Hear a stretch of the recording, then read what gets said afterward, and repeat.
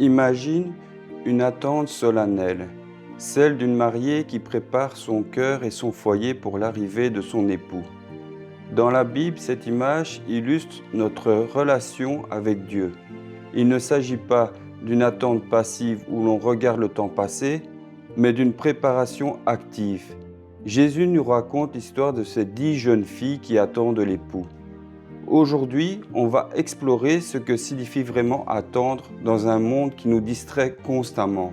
Le problème, ce n'est pas l'attente en soi, c'est ce qui se passe pendant que nous attendons. Il est écrit que comme le marié tardait, elles s'assoupirent toutes et sans dormir. La vie quotidienne, les soucis, les plaisirs éphémères, tout cela agit comme un somnifère pour notre âme. On finit par oublier l'essentiel. Beaucoup de gens attendent, mais leur réserve d'huile, leur foi, leur intimité avec Dieu est à sec. Ils vivent sur une routine sans cette flamme intérieure qui illumine le chemin. Qu'est-ce que cette huile? C'est la vie intérieure. La préparation ne se fait pas à la dernière minute. On ne peut pas emprunter la foi de quelqu'un d'autre au moment où le cri retentit. La sagesse, c'est d'avoir pris le temps de cultiver dans le secret et le silence une relation profonde avec Dieu. Attendre le retour du marié, c'est rester en état d'alerte spirituelle. C'est veiller sur son cœur pour que peu importe l'heure, notre flamme soit toujours prête à briller. Ce n'est pas une question de peur, c'est une question de préparation et d'amour. Comment rester prêt aujourd'hui ?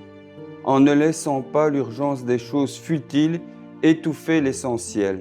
C'est choisir de prendre du temps pour nourrir sa foi, pour prier, pour se recentrer. C'est vivre chaque journée comme si c'était celle de la rencontre. La vigilance, c'est de garder notre amour pour lui intact, sans laisser le monde refroidir notre ferveur. On veut être de ceux qui ne dorment pas spirituellement.